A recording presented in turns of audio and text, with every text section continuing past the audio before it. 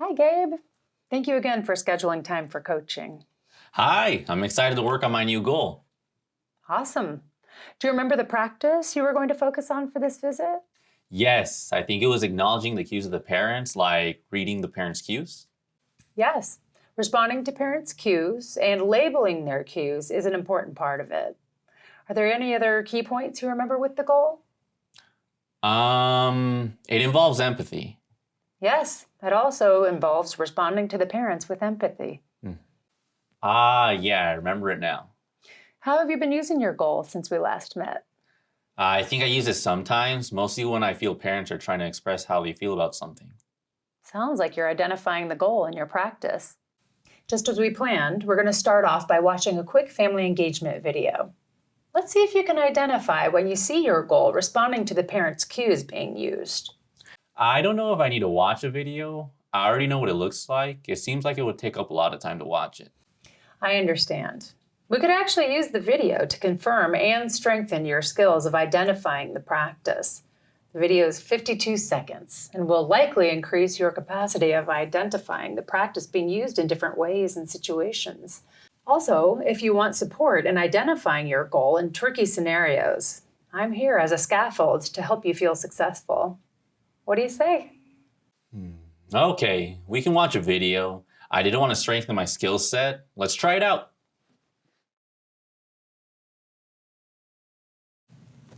Okay. Where did you see the practice being implemented? I'm not sure. Was it when she yawned? Yes, she did yawn.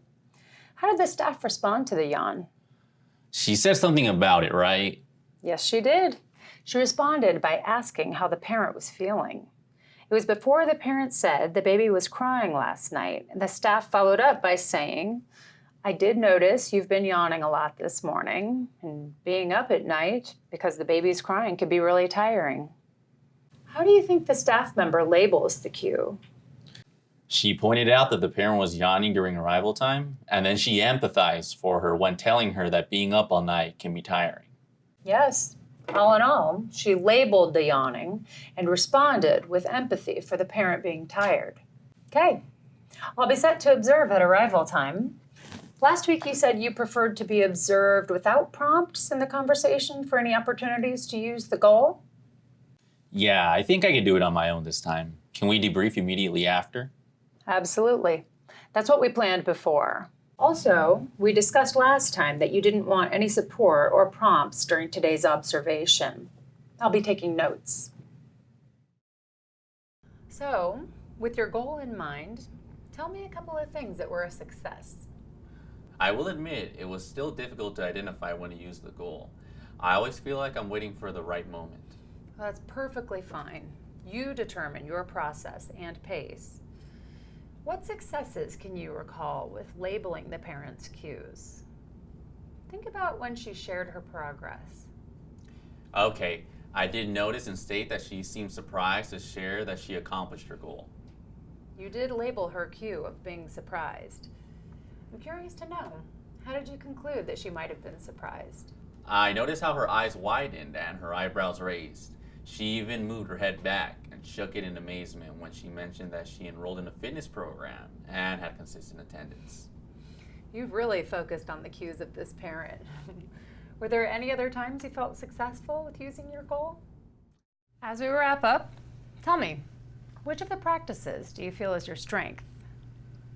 When we started, I identified engaging and shared attention, but now because I'm more aware of the practice, more aware of when I use the practice, and more aware of the type of conversation the practice would produce, I think responding to the cues of the parent is my new strength. I would agree. When you think about where your parents are as it relates to their role as parents and community members, what comes to mind? My parents are dedicated role models and are doing well as parent advocates. I have noticed that their leadership is not as strong. When you think of strong leadership, what's your first thought? When I think of strong leadership, I think of taking initiative and being engaged. Is this something you think you'd want to work on? Absolutely. I would love to get to a place of understanding and trust with my parents. that they build self-confidence and feel safe to take healthy risks. How would you rate your current level of understanding and trust with your parents? Above, average, or below? I would say average because there's still more that could unfold with their self-confidence. Do you find yourself affirming their efforts or acknowledging their experiences as valuable? I affirm them sometimes, but I haven't paid attention to either of those strategies. Well, these are actually practices that really build rapport and relationship building. Might be the vehicle that helps build parents' self-confidence. Would you like to try to incorporate one of these into your practice? I would love to give both of them a shot. I have a home visit coming up next Tuesday, and it would be a great opportunity to highlight their efforts, knowledge, and experience. Okay, we can try doing them both to see how it unfolds. We could try watching a video with each one of these practices right before your home visit and discuss how you might use it that day. I think that's a good idea. Thanks so much. This has been really helpful. I'll see you next Tuesday. See you next Tuesday.